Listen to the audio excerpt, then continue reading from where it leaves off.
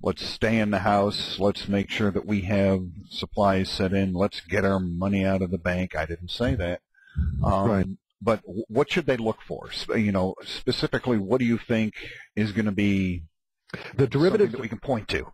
Yeah, the derivatives are melting down will melt down at a reasonably projectable rate, and we just need to know a range of them in order to know when the powers that be will be forced to take action. So what you're going to want to look for is the beginning of any kind of a follow-on or a crashcade kind of an effect, where you have a report of one derivative company like today melting down, and then tomorrow we get a report of, oh, 2 more are gone, and then the day after that there's 3 more, and we start building up in what will basically be some kind of the view of a Fibonacci sequence. A growth pattern will emerge. Once you start seeing that the growth pattern has emerged within the derivatives, then you'll know that the growth pattern is pushing on the minions, and they will be within mere days of having to react. Now, once they decide to react, you'll know instantly. I mean, it'll be like a Katrina-style slap in the face if it's an earthquake, and there won't be any preparations for it. You won't be able to get out of town because your town will be bouncing all around you, that kind of thing. If it's going to be, it'll be sudden. They'll have to have that sudden surprise to get that jolt of energy shift that is required. So there's no real point in saying, we're going to wait for this. If it manifests, that they're going to do this illusion, this grunge game, then they will do it very suddenly. It will be violent enough to grab your attention and to hold everybody's attention for some considerable period of time. Otherwise, it won't work at all. In other words, the amount of energy required to cover the huge theft of planetary resources in the abstract that is the derivative fiasco leading to the dollar death and everything else will be of such a magnitude that it must control you for at least 5 or 6 months. Unlike 9/11, where they basically shut everything down for a week and then tried to regen the country. There won't be that kind of a deal anymore. Well, what are they going to do with the resources they take? I mean, what would be their end purpose? And so they got all these trillions of dollars. What the hell good is it going to do them? Are they going to sit there and take a bath in it or something? I don't know. You talk to the Rothschilds. I don't have trillions of dollars, and I'm not motivated by money, so I can't answer that particular why question at all. And basically, you're asking, why are they doing it? But you know that there are now 5 individuals that control 55% of all of the theoretic wealth on the planet. Yeah. Now, I would beg to differ. If they think they have a claim to the grapes in my backyard, they'd better come on over here and we'll discuss that. But because I'm not going to willingly surrender these things to them. So their claim is an abstraction. And so the Rothschilds and the Rockefellers are as poor as the rest of us decide they shall be. And that's what has them very, very, very scared, because they realize that, 5 individuals cannot possibly attempt to rule and control 7 billion unless those, especially if those 7 billion are in any way aware of being controlled. But we basically give these guys our consent to rule us by our activities, and that is changing extremely rapidly. Coincidentally, with Kalaman's completion of the calendar, on the 28th, we've had some fairly decent changes since then, but it was just all part of a trend anyway. I just don't know how the powers that be are going to react, but I know that they will necessarily have to do so with a huge amount of violence involved in order to shift the language, knowing how basically the psychological energy of it all works. It's not going to be any good if we had a gradual bank collapse that took 3 weeks, because we would acclimatize to it. If they're going to get a shock to us, they're going to have to shut down every ATM and keep them shut down from that point on, which, curiously, we come back to the November 9th thing.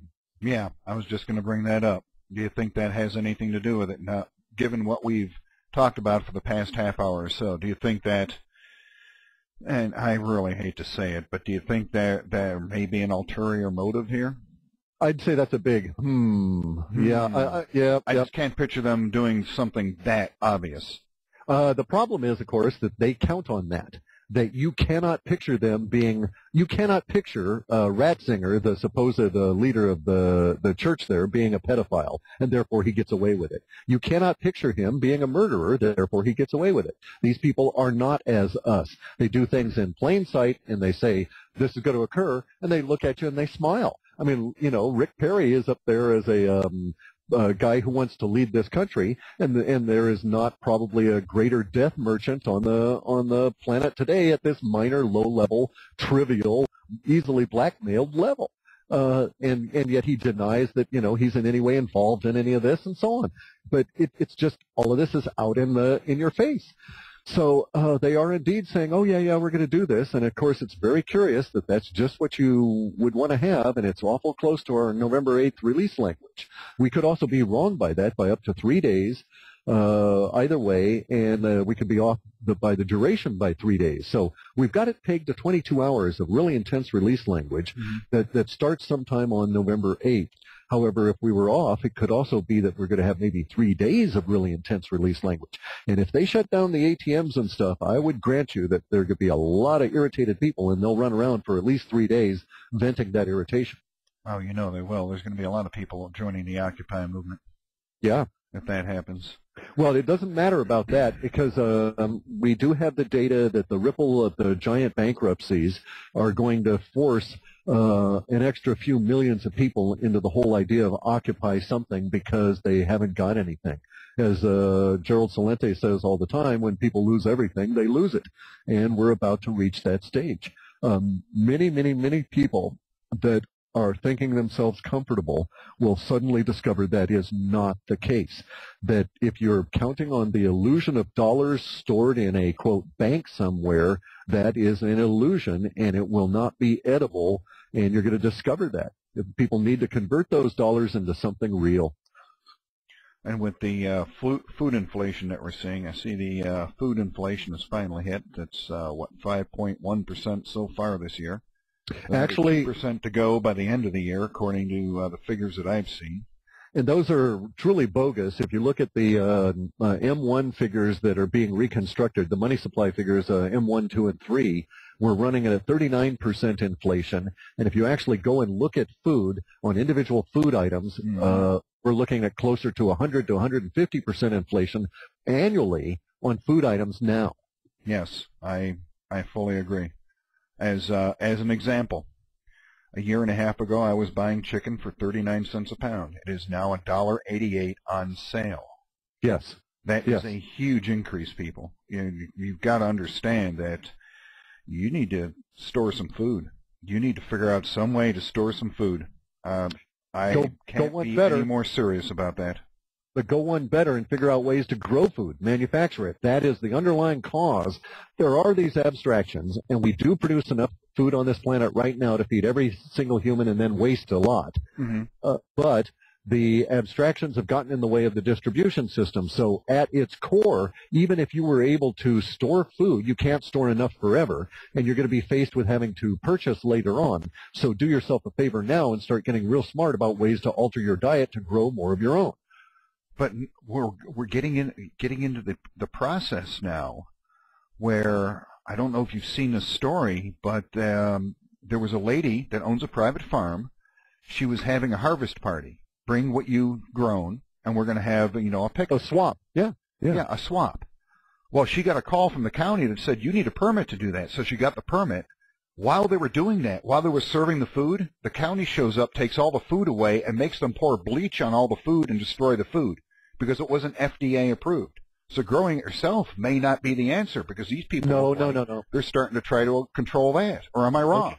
No, you're quite correct. They will control that. They want to control that. But my approach is, I'm sorry, I don't mean to start getting all whipped up. But see, here's the issue. No, it gets me whipped up too. Right. Well, she screwed up by getting a permit. Right. Okay. In my state out here, we don't allow the county to do a whole lot of things that we don't want. And you've got to understand that the fascists will push and push and push and push every single time you give them the opportunity. So if that were to have occurred here, I would start a suit going without involving any attorneys, so there's no money involved, but I would print out the forms necessary to file personal assault suits against every single member of the county group that showed up. They are not covered by any protection or immunity from being working for the feds. So you can sue any county or local a state or a local government employee as an individual and threaten to take away everything they've got. And if enough people do that, they'll stop doing this kind of behavior, because it will not pay for them. Their supervisor will say, going out and roust these guys. Roust, das Papieren bitte. And the little Nazi stooge will say, "Oh, no, no, no, no! You know, my brother George lost his car in his house when he went on out and busted up that illegal picnic the other day that had that blueberry juice we didn't like." And so that kind of thing will ripple through really rapidly. Also, you're going to get to a situation, I hate to say it, but it's even in the data for years now, where we're going to have a hard wall occur. And I think we're, like I say, about March. And I think between, say, December and March, you're going to start seeing, and if I'll bring this up in a second, but okay, we're going to start seeing law enforcement individuals lose their lives in the service of stupid fascist laws being pushed out by the powers that be, aka the FDA, SEC, and these kinds of individuals. The SEC for a different reason, but the FDA is going to run into some issues where people are going to take an active resistance approach to this. And I don't want to go any further than that. However, I will say that anybody who's in law enforcement and anybody who has a relative of law that's in law enforcement, please have those people check horoscopes from December through March of next year as we go into those transits, and not do anything that is of a nasty or an evil nature when we get into what are known as plutonic windows, when Pluto is active. Right. There just seems to be this weird link up between law enforcement deaths and these plutonic windows. And we're going to have a whole, like I say, we've got a hard wall coming. It's not going to be a Kent State kind of an event. But we will find in our references to it in the literature that we'll write about it references back to Kent State. Right. And that, I think, is maybe the December 2nd, 3rd, 4th, something in there that will start off this really march in the building tension as the populace decides how it is going to deal with the very much afraid government that is like a cornered rat and is going to try and bite and poison and kill us all because they're afraid for their own safety. Now, from Aikido, I know how to approach this, and we should not be violent. We can be firm without being violent, and there is a big difference. But our data does show outbreaks of violence that will be very nasty for law enforcement, and unfortunately, these are not your big beefy law enforcement guys that, you know, are 400 pounds and have to pick up the car to get into it kind of fellow. Those won't be the individuals that will be harmed. No. Yeah, I hate to see that. I have a lot of law enforcement officials that are good friends of mine. We have them in my Aikido class, and I'm always on their case, you know. Those guys, at least I have some both respect and hope for, because they're not likely, being Aikido-ka, to be really nasty fascists, and they'll be resisting of that kind of thing, but they're still put in a very untenable position.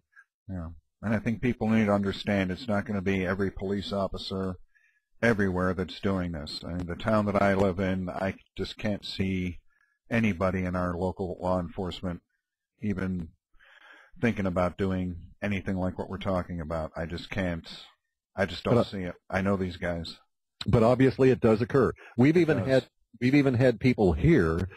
We have this in our county, because we do have lots of county laws, especially relating to the environment, because it is so sensitive out here. Right. We have what are known as the noxious weed guys at the county. They hunt down all these weeds that are invasive exotic species. Right. And up north of me, I think it was in Snohomish County or King County, there was an instance where someone came onto a guy's property and was very insistent that these weeds be removed, and the poor fellow took that insistence as a real threat and reacted to that threat, and was then suicided by police when that county official went out running to the police, "Oh, come and kill this guy. He wouldn't have the weeds removed." And he was shot dead. And his problem was he perceived the threatening actions of the county as a real threat and didn't know how to respond, so he took what he thought was appropriate action and elevated it with violence that way. And that's not the appropriate response. There are many other ways to deal with this.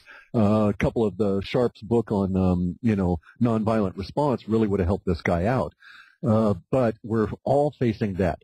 The good news is there's several 100 million more of us than there are of them. Right. And it is our country. Correct. So the theory goes. Well, no, it's not. It's not theory because it is in your voice and it is in your timbre and it is in your willingness to sacrifice. We're back to that point again, guys. Everybody always says, "Oh, the great sacrifices of the founding fathers." Well, hey, the generation that's in their 20s now, they're 18 to say 31. That group is our new founding fathers, and they're going to have to sacrifice. They're going to die in very terrible numbers. I mean, it's not going to be a good situation. There is hope and progress, and we may have a couple of key opportunities to avert a lot of this, but the powers that be want to react violently. They want to insist on that violence occurring, and they'll do everything they can to cause it to occur, and we're right there now. Unfortunately, it is truly a situation of where the system has become the King George of our time. It is the tyrant we must depose. And it does not involve any given individual. Anybody who comes on up to me and says any given individual, Republican or Democrat, is the evil one, doesn't get it. The system is corrupt to its core and needs to be reshaped. That reshaping will cause generations of upheaval that no one really wants to face, but we don't have much choice. The only other option is the abyss of a planetary fascism and the New World Order that will make every Christian's fears seem to be just nice little dreams instead of the ultimate nightmare we're going to have to live. And it's happening now. But look, there's bright spots. Look what happened in Iceland. They had a big firmness with the bankers, Yep. and the bankers are not a problem anymore. Do you think And now Greece might go that route? Do you think that Greece might be able to stand up to this, or do you think they're too far gone? No, you got to look at the different. I think the Greeks will do the correct thing, but it's within their national. What do you think the correct thing is? Their national character is different. Okay, their national character is different. They won't do the Icelandic thing.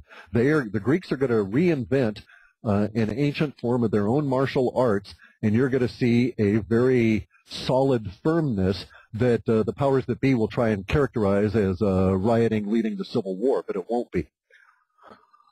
Okay. But their national character will express it. Our problem here in the United States is that we're not homogenous. Okay, we don't have a single racial type that is the basis for our country the way that we have in Japan or even in Greece to a certain extent, right? Even with all of the immigration there and so forth. So the unknown characteristics come on in here. I've got a lot of friends of mine that are Latino, and these guys are hot-blooded, and it is true, and I love them dearly, and they can be very frightening if that hot blood gets out of control. So I'm not saying that that's how it's going to react, but I also know a lot of, rednecks from of English heritage that are going to be getting out of control, but they won't react quite the same way as it will occur in California. And we'll have people that are of Irish descent along the East Coast, and they're going to have their own level of cultural expression of firmness that's going to come on out. And I think we need to start framing the conversation among all of the woo-woo guys here, because we're facing truly a life or death struggle that has begun, and the system now recognizes that it is locked in combat and there's no other way out, and it's being really sneaky. It is dying, and it knows it if it allows the regular course of events to continue. So it will have its little planetary mind-messing game that it's going to do to us and attempt to do to us. And I think we're within a week or two of it, probably 2 weeks at the outside given the current level of disruptions, but probably I think on the 8th it'll start. And at that point, the rest of us need to withdraw our energy from it and have a discussion about what we're going to rebuild after the system collapses in on itself. Boy, that's pretty much what a lot of people have been talking about, a lot of people have been expecting, and I assume that you're seeing this data in the WebBot reports, right? In the data that's coming in and the collection and everything. The last report is leaning in this direction. And that's true. And the bins, what we look at is we look at the particular, I have counters, accumulators that show how much data is showing up in each set as it comes on in. Right. Doesn't mean much because it's unfiltered as of this point, and we haven't got down into the detail. And it could be entirely reversed. It's just data points in that set, and those sets are growing very rapidly. Correct. Okay. I have another couple of questions here. Let's take a deep breath kind of a question. Would clif care to expound on the misogi purification. Did I pronounce that right? Yeah, misogi. Misogi. Would Yeah. you care to comment on that purification so we can all calm down? Well, it was offered as a sort of a little present to Jay Widener because of some discussions that we'd had and some thinking I'd been doing about it anyway. The misogi is an interesting human activity. It comes from Japan. The Japanese have a lot of need of purification now as they grapple with the huge level of the radiation problems that they've got and what will become of their nation. But we as a planet need to adopt purification rituals, I think. And we do this in Aikido. And it's a way of generating ki in your body because you go on down there on Saturday and you grab these bells and you chant at the top of your lungs these particular phrases. The phrases are meaningless. What is meaningful is the way in which the breath is expelled from the body and the ki force is taken in. And the bells keep you in a particular rhythm and they make your arms hurt like absolute. Oh, it's worse than making pie crusts. It's like making 100 pie crusts in an hour.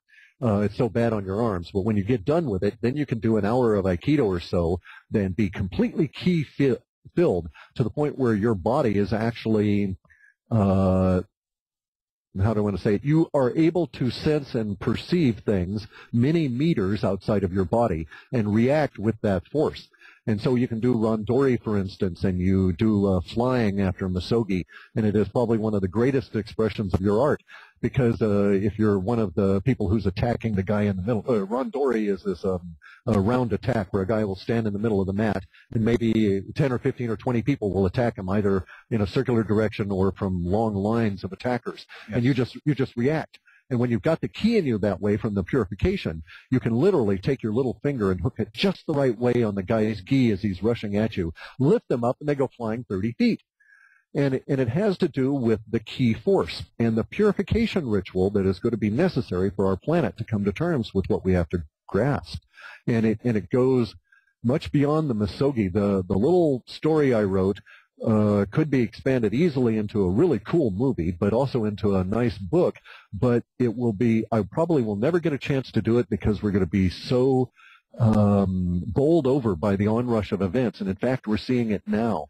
New stuff is coming out daily, for instance, that convinces me that we're within 6 months to a year of a major social upheaval relative to the crash of religions.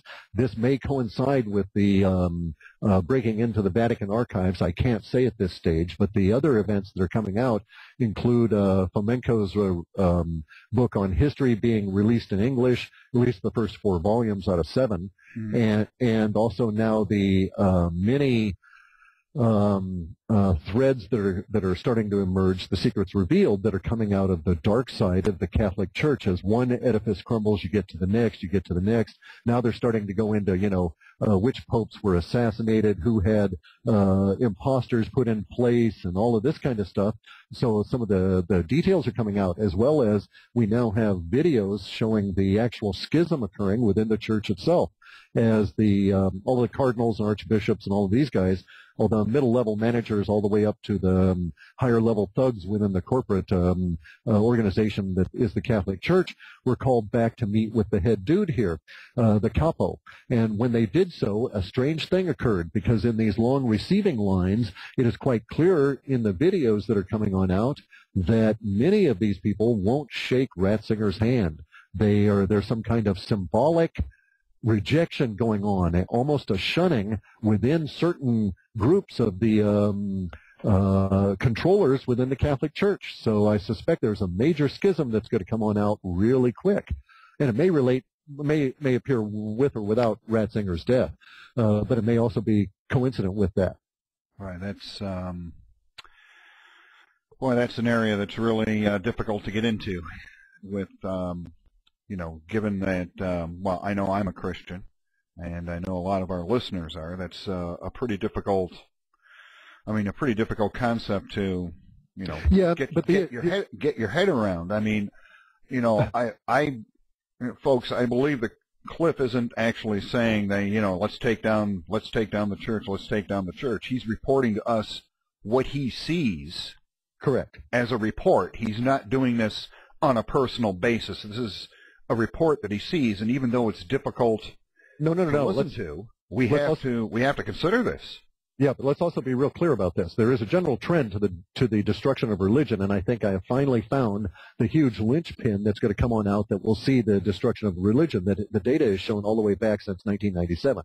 But also, there is a trueness in, I must state, an individual bias that's well known, that it is my personal feeling and conclusion and opinion that the construct, the abstract that is the Catholic Church, the Anglican Church, and any other church you care to name, harbors a great evil and needs to be gone. That has nothing to do with the theology of any religion or any of the good parts of it. I'm just saying the organization is filled with thugs. It's as corrupt as any other system on this planet, and it needs to go just as the money system needs to go, especially since the Catholic Church is closely linked to the Rothschilds and is deep into the middle of all of the derivatives mess, and is also out there killing children like mad and is part of this huge international pedophile ring. And I don't. It's not actually the religion itself; it's the organization behind it.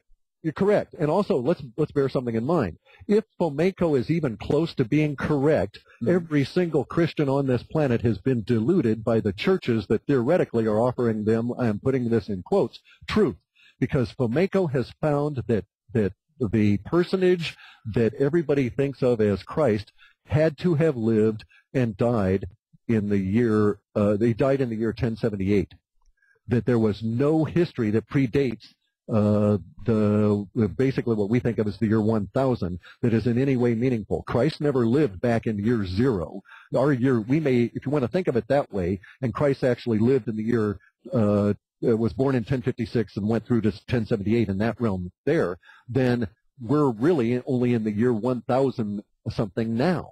And we've been lied to our entire lives because there was a move in the 1500s by this guy who called himself Pope Gregory, and that he had to not only rework the calendar, but they had to create what was known as the new history.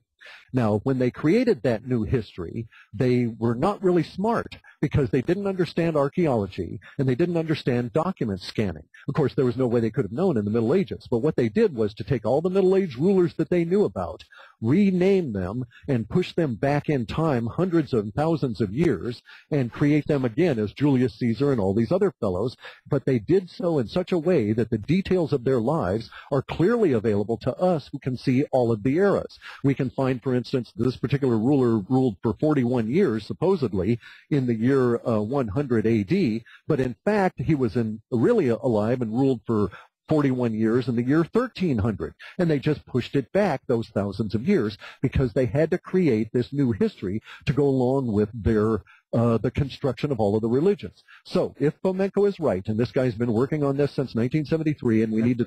Who is Fomenko? Okay. A lot of our listeners might not be familiar. Give us a brief biography of him before we go on, because this is really interesting, because my family is involved in this. I mean, this directly relates to me personally. So go ahead.